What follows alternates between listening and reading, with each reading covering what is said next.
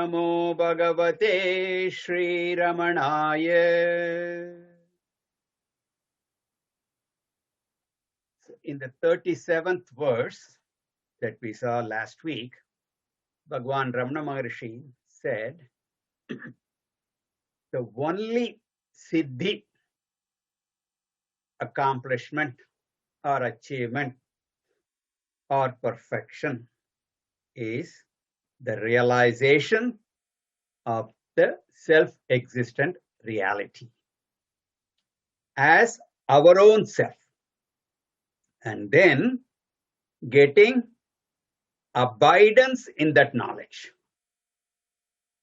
That is the only thing that we can call our own.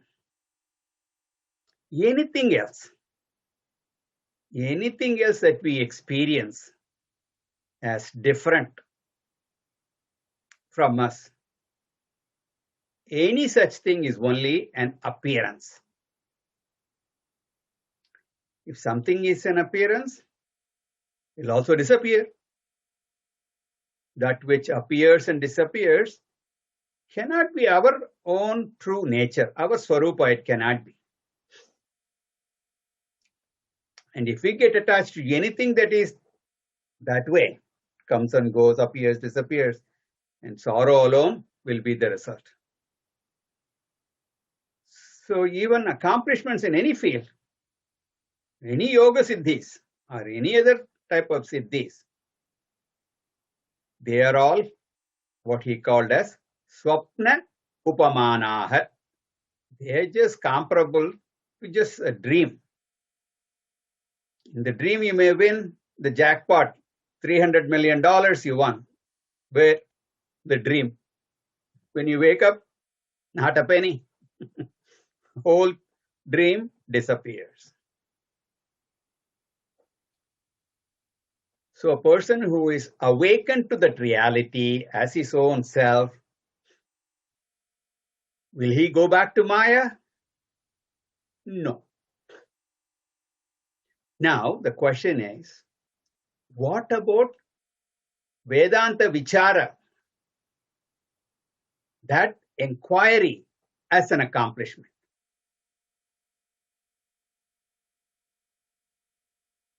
Is that an accomplishment? Is that a siddhi? Let us see. Soham vicharo vapurātmabhāve. Soham vicharo vapurātmabhāve. Sāhāyyakārī paramārgaṇasya. Sāhāyyakārī paramārgaṇasya. svātmaikyasiddhau sa punarniratho. svātmaikyasiddhau sa punarniratho. yathā naratvapramitirnarasya. yathā naratvapramitirnarasya.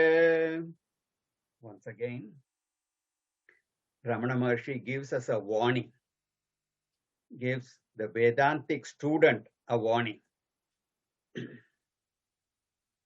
The seeker, the student may enter into this Vedanta Vichara, the Vedantic studies, mechanically and without knowing may end up forgetting the purpose for which he undertook the studies. That purpose is to gain freedom from all dependence. The study of Vedanta itself could become a crutch for a student, for the unwary.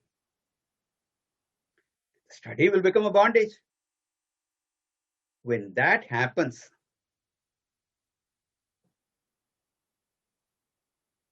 what happens? Whenever or wherever there is an obstacle to Vedantic study, that upsets him. That will irritate him, create sorrow. That way, Vedanta study becomes a shackle, becomes a bondage. This is what we call Shastra Vasana. The study itself becomes a Vasana. So Shastra itself falls within Anatma realm only. And any Anatma is samsara.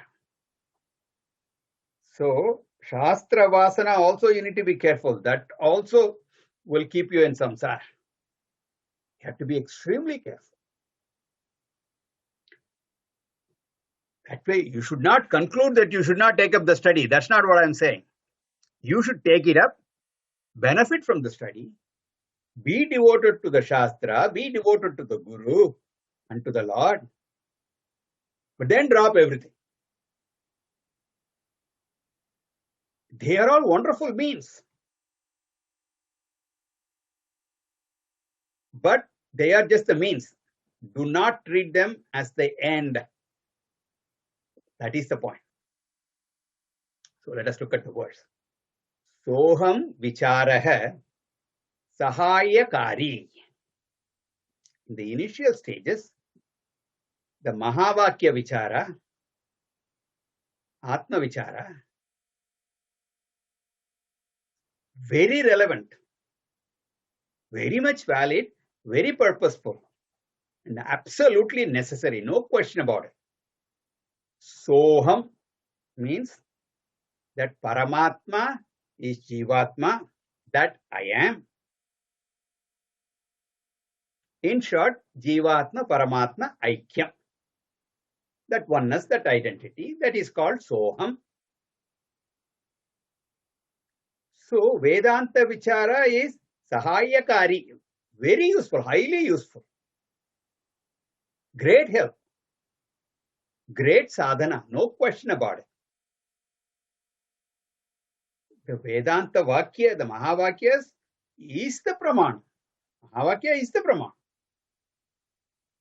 That generates Prama, the end, that is the knowledge, no question about it. This knowledge is about paramārgaṇasya, in your seeking of the Supreme Brahman. Param, Brahman. Margana, search. The seeking, inquiry. In your search of Brahman, in your search for liberation, in your search for peace, purnatvam, for fulfillment, your real security, in your spiritual search, this Vedanta Vichara is a great sadhana, great help, very useful. It is relevant, very purposeful, no question about it. But until sadhya, until the goal is reached, the sadhya thing to be accomplished is that I am Brahman, I am ever that Brahman. That knowledge is to be achieved. Aham Brahmasmi is the sadhya. Until that is an ever evident fact, till it becomes the fact for you, you have to take to sadhana, no question about it. As long as you feel that you are the finite, as long as such notions continue to be there, that means you have misconceptions about yourself. It is unfortunate that you have such erroneous notions. You are not satisfied with you now. So that has to be removed. Otherwise, you will not be satisfied with you in the future also. You need Vedanta to tell you that you are Purna, you are complete. So as long as you have this identification, the body identification, dehatma-buddhi, he says, vapurātmabhāve, vapuhu means body. You have the notion that this body is me. As long as you are looking at yourself that way, as long as you have that ego, you have that identity with ahankara, that is samsara only. You have that erroneous notion. You have to study. You have to study Vedanta. And even as you study, you regularly watch your mind. Find out if that notion is going or not. Once you have achieved that goal, you can drop. Do not hang on to it at that time. Svātmaikyasiddhau. Once you have attained this knowledge, svātmaikya.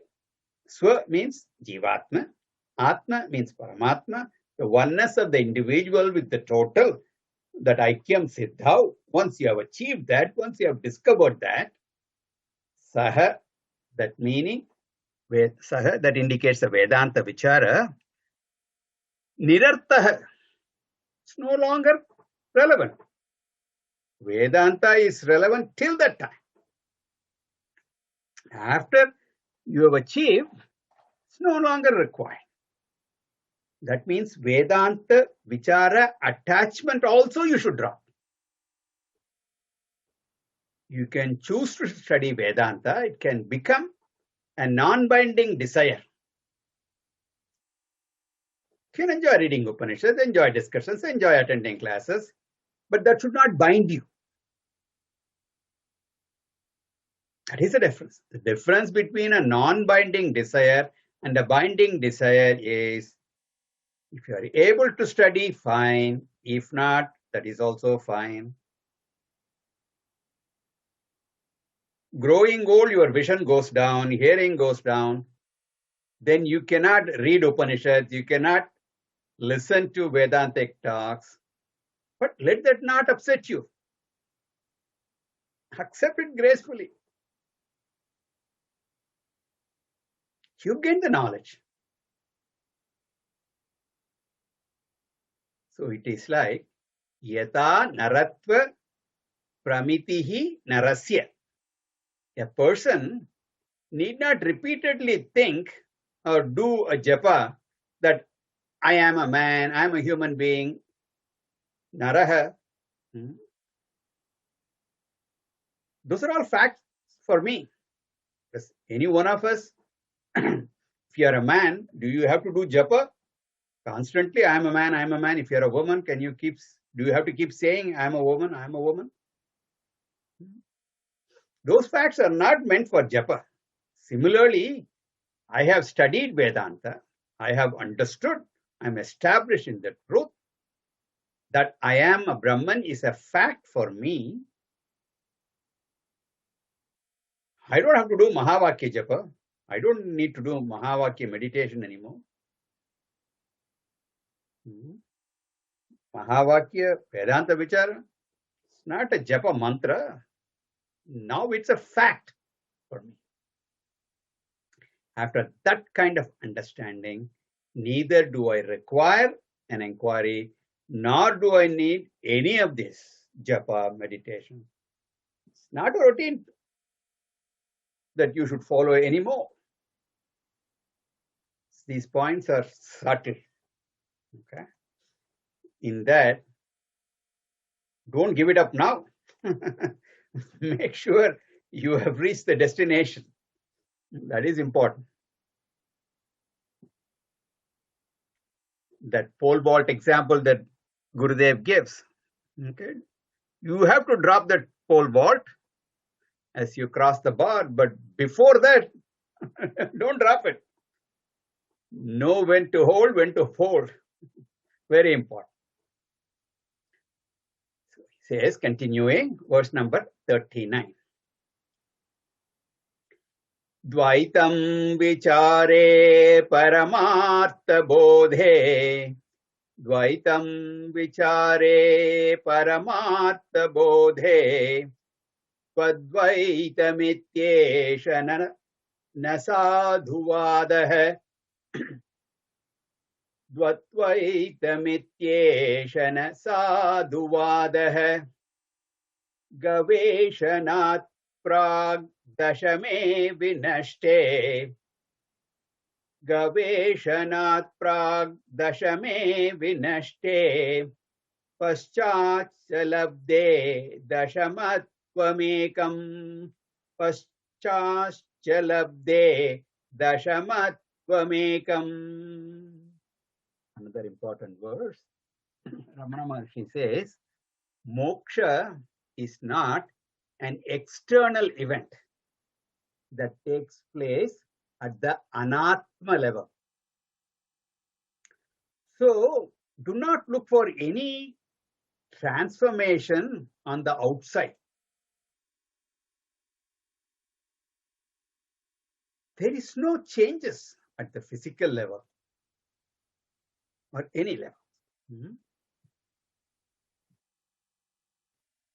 If a person practices yogasana, the body will show physical fitness. Yoga Shastra, they talk about glow of the skin and all that. But no such transformation will happen for Jnana Yoga. Even if a yogi gets all the siddhis at the physical level, that has nothing to do with spirituality. Do not study Vedanta to get your body to glow or to have a halo around your head. Bhagavan says that very clearly. Don't fall into such traps. There will not be any changes in any sensory perceptions. Colors will remain the same colors. If you cannot see colors, that means you've gone colorblind. That is some problem, not because of any siddhis.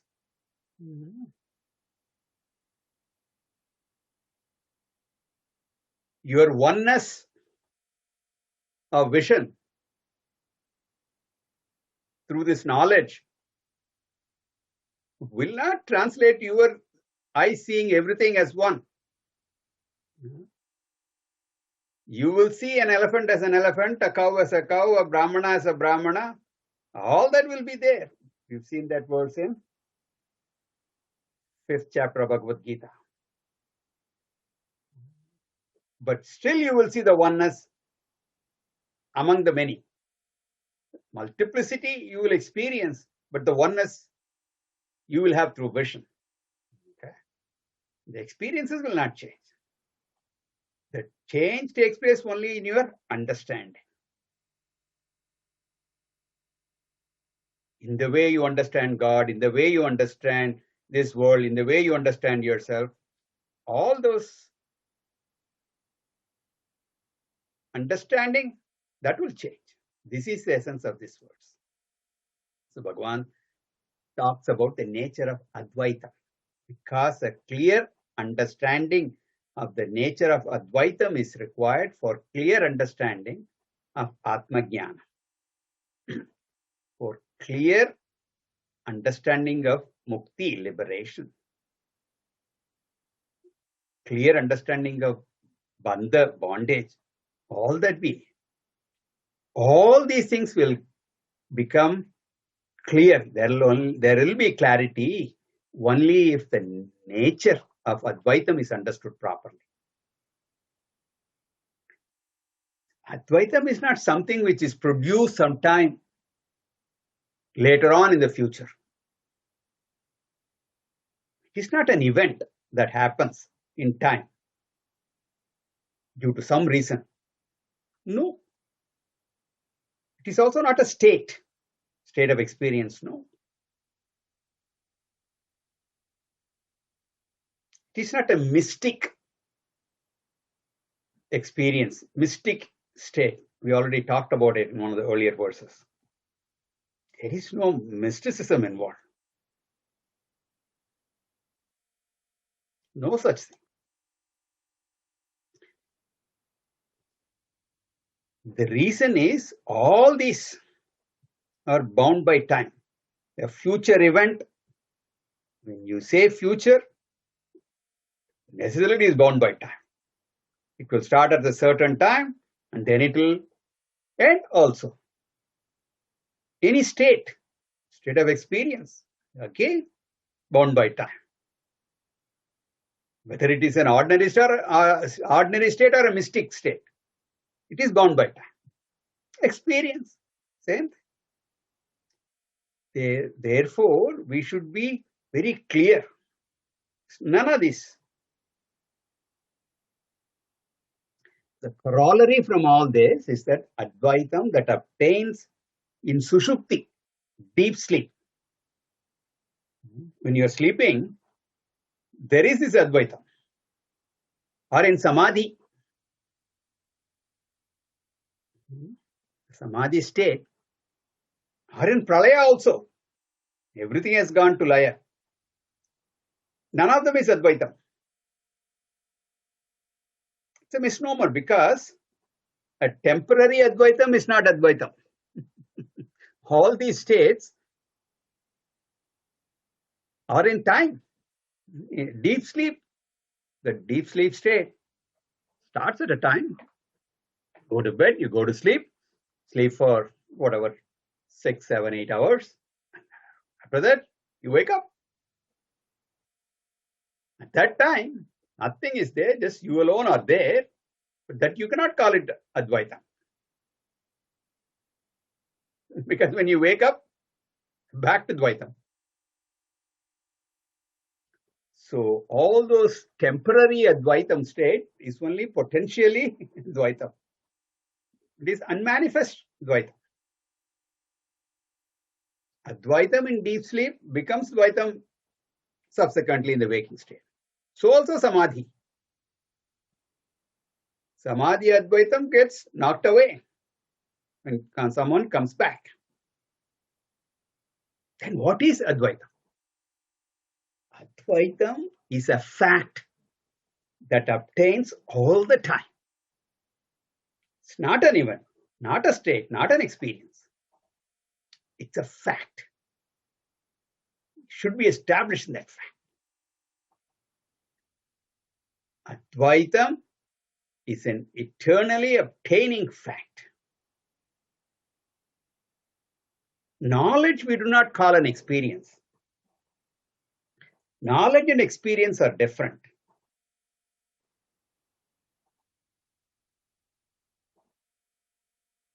Experience is a mental event, which is, and that an event, an experience can be replaced by another experience. A true knowledge cannot be replaced by any future experience or knowledge. Knowledge is permanently there. If your knowledge changes, then whatever you knew before was only ignorance. True knowledge. So what we need is not an advaita anubhava. You are not looking for an experience, advaita anubhava. What you are looking for is advaita jnanam, knowledge. Knowledge is always associated with the fact, true knowledge, not fake knowledge. Experience may be related to a fact or a fiction, non-fact. So many examples are there, false experiences, like sunrise and sunset, mirage water, flat earth, sun moving around the earth. All these are, you experience all of them. But you know they are not facts. When we get the knowledge of Advaita, it is the knowledge of a fact. And it being a knowledge, it can never be replaced by any future Dvaita experience. Advaita Jnani will continue to experience waking, dream, and deep sleep. All those experiences will continue. Those experiences will not disturb the knowledge of Advaita. What we need is the knowledge. That is what is highlighted in this verse.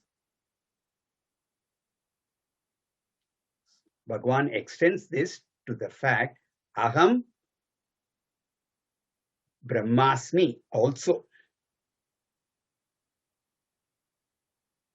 Not only this has to be applied with regard to dvaitaṁ, it has to be applied to my Brahmatvam also. I am not going to become Brahman. I am not Brahman now, I am going to become one. Then again, it is an event in the future. I am not going to experience Brahman. Then again, it is a time bound. I am Brahman has to be a known fact.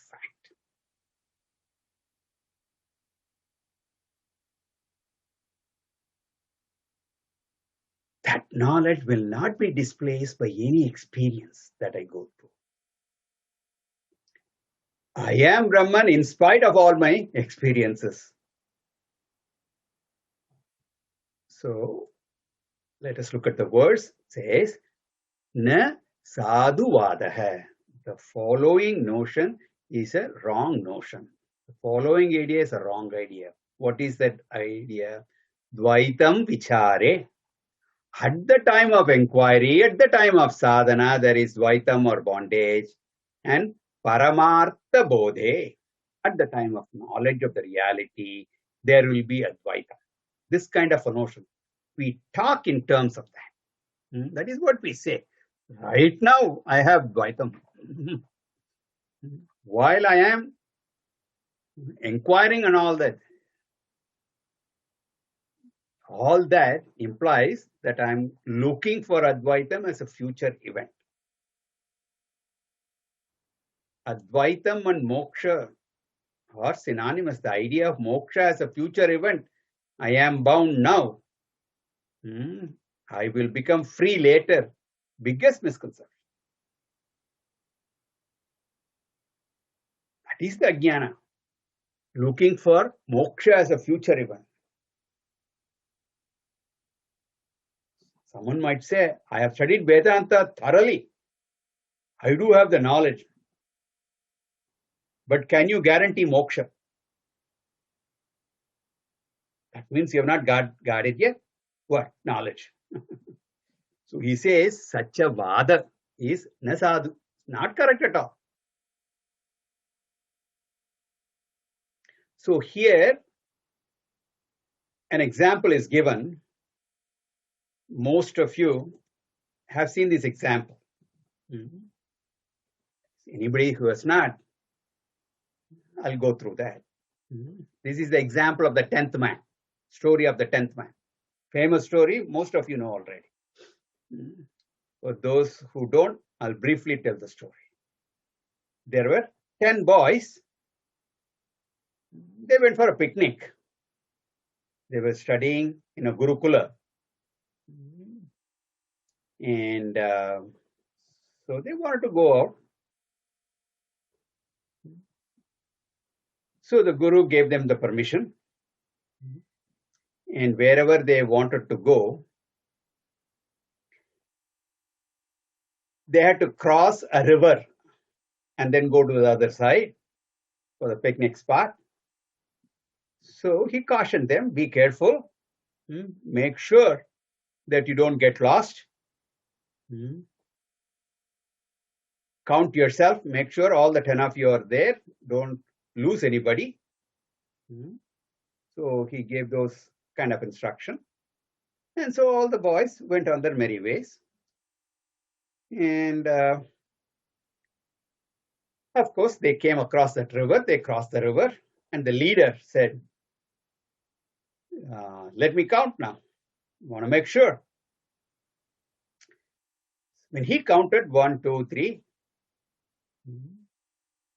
counted up to 9.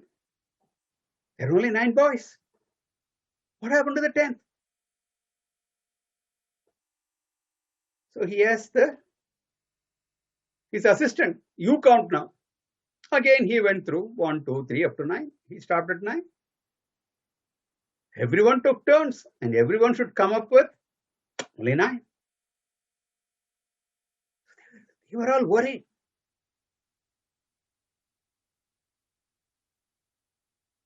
Luckily, a man walked by and he saw all the boys so worried. Asked them, what is the problem? So they explained, described how they all, 10 of them started, but now they can count only up to 9. So the visitor said, okay, now he had the boys count again, 1, 2, 3, 4, up to 9. And then the leader asked, see, this is the problem. Where is the 10th boy? The visitor then said, Tattvam asi. That 10th man is you. Then the boy realized, I am the 10th. He did not become the 10th at that time, right? The knowledge, with that knowledge, he got rid of the wrong notion that the 10th boy was lost. This may sound like a silly story, but that is exactly what we are all doing. When we start looking for happiness, peace, security, immortality, fulfillment, all this, we are all looking for the 10th man. All that we are seeking is within us. It has always been there. I just need to get that knowledge, that's all. Shastra comes in and calls it Brahman. Even after getting the name Brahman, we continue to hunt for Brahman. That's a problem.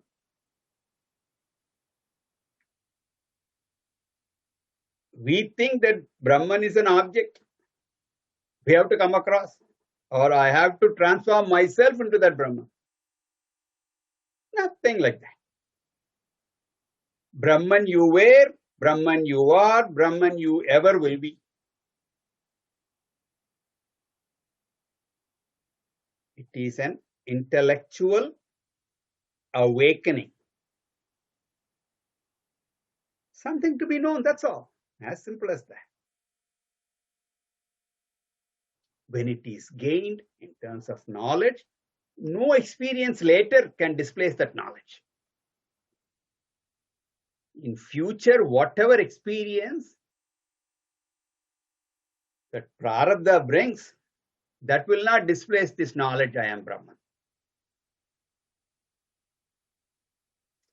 Therefore, Ramana Maharshi says here, daśamatvamekam, the status of being the 10th man is a fact obtaining all the time.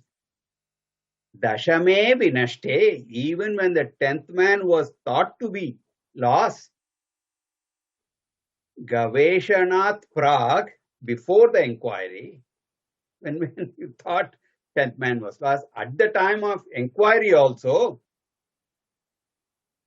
and paścācca labdhe, after gaining the knowledge, all 3 periods of that time, that is a fact. Moksha is a fact. Advaitam is a fact. Always been there. Knowledge was the one that is needed. That's all. Okay. Continuing, verse number 40.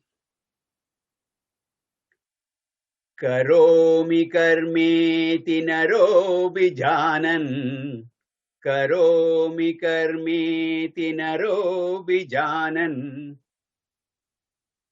bādhyo bhavet karma palam cha bhoktum.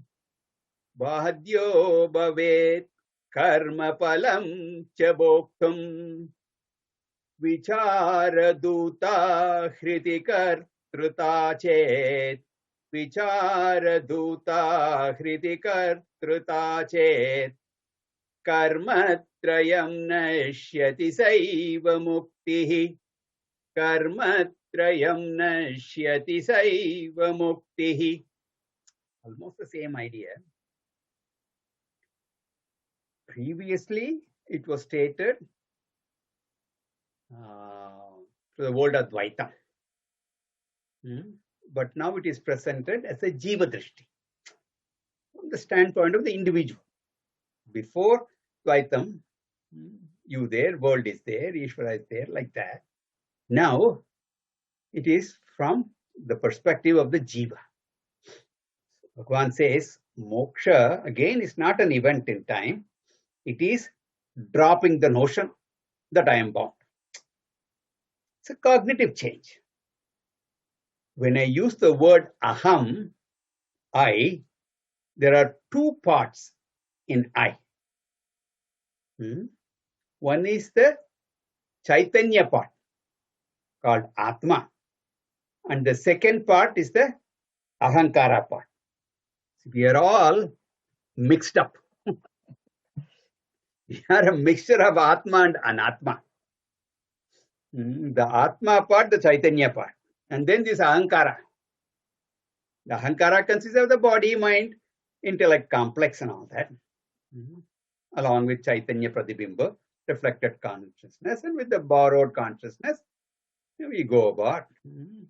The Atma plus Ahankara mixture. That is how I see myself. Pure Atma cannot say I.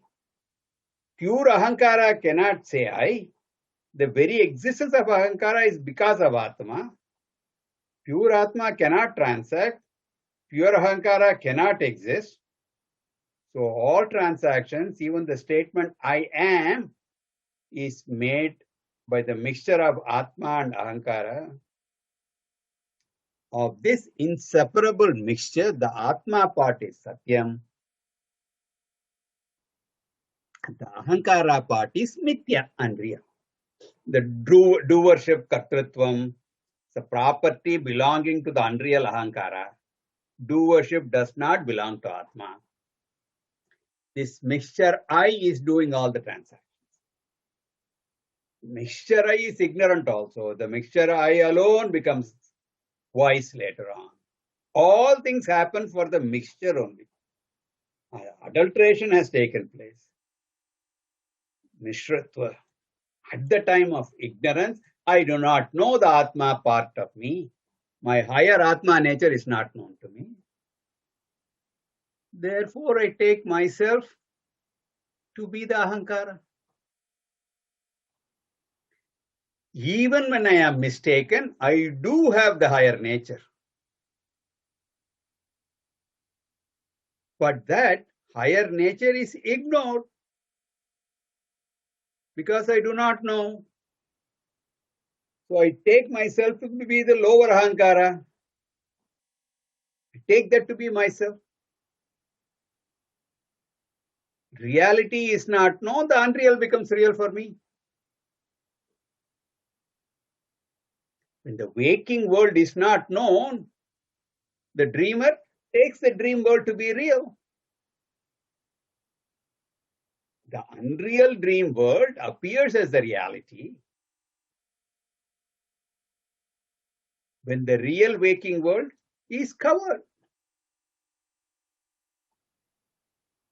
Similarly, when my higher nature is not known, the lower Ahankara is taken to be real. Ahankara has become reality now for me. The karmas become real. All my actions, karma pala, again, very real. From the Ahankara standpoint, all the actions, fruits of action, very, very real. So kartrutva comes into play, bhoktrutva comes into play, doership, enjoyership, all of them come into play. Because of those experiences, that sukha dukkha become very real. Samsara, oh, so real. So once you lose sight of your higher nature, these are all the cascading effect. All this avalanche starts with taking the ahankara to be real, due to the forgetfulness of my true Atma nature. Samsara will not end as long as that ahankara is taken to be real. So the only solution is to make that ahankara unreal. I have to claim my real nature as Atma, the pure consciousness. When I do that, the ahankara becomes unreal. So falsification of ahankara through Atma Jnanam, that is moksha, that is liberation.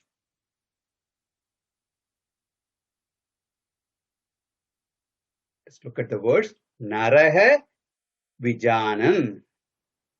An ignorant person thinks falsely, considers that I am the ahankara, the lower nature. Further, he thinks karma karomi. I do action. Krishna says in the 3rd chapter Bhagavad Gita, 27th verse, Prakrite kriyamanani gunaih karmani sarvashah ahankara vimudhatma kartaham iti manyate. Actually, all actions are done by Prakriti. Of course, in the presence of Chaitanya, but forgetting all that, identifying with ahankara, he says, I do the action. Continuing with that notion, karma palamcha bhoktum bādhyo bhavet. He is compelled to experience the results of action. As long as I am a karta, I will be forced to be a bhokta. Vedanta, we do not teach you to do another set of karmas. People think erroneously. Vedanta teaches you theory, and when the theoretical knowledge is done, you practice Vedanta. Just like we all went to, when we were studying science, physics or chemistry, the lecturers taught us, gave us a lecture, and then once you learn the theory, you go to the physics lab, chemistry lab, do an experiment. You go to the medical school to learn, and then you have to practice. All that is okay. That is all in this world, but Vedanta is not like that. You don't have to study Vedantic theory and then practice. Vedanta does not teach you any karmas to be done. It actually teaches you are not the karta. You do not do any action. You never did any action. Therefore, vicāra dūtā, through vicāra, inquiry conducted with the help of a guru and shastra, dūta is falsified. Ahankara is understood to be unreal. There is no physical elimination. The body continues, mind continues, reflection continues. All that is, everything continues. We are falsifying the earlier notion, which had taken all of them to be real. Body, mind will continue to be experienced. We do not give it reality. That's the point. We will continue to see sunrise and sunset. knowing fully well the sun does not move, does not rise or set. It is the earth that moves. When we experience that we are firmly standing in place, experience does not change. Only your perspective has to change. This is called falsification. We falsify kartritva, doership, through our inquiry and gaining that knowledge. Then, karmatrayam nashyeti. The three karmas, sanchita, agami, prarabdha, all three will be destroyed. Remember in Bhagavad Gita, Bhagavan says in the 4th chapter, 38th verse, Nahi jnanena sadrisham pavitramiha vidyate. There's nothing purifying as this knowledge. Knowledge purifies it. Other thing puts an end to the sinner. But the knowledge puts an end to the doer, the ahankara. Prarabdha experience continues, but it is not taken as real. That prarabdha anubhava experience will be seen as mithya only by a jnani. Just as the dream body, dream object, dream experiences, when he wakes up, clearly knows it's all an illusion. This falsification is what is mukti. In the previous verse, the falsification of dvaitaṁ was said as mukti. Here, the falsification of karmas. So, this is the kind of vision you need to have. This is Saddarshanam. Om Purnamada Purnamidam Purnat Purnamudachyate Purnasya Purnamadaya Purnameva Vashishyate. Om Shante Shante Shanti. Harihi Om Shri Gurubhyo Namaha. Harihi Om.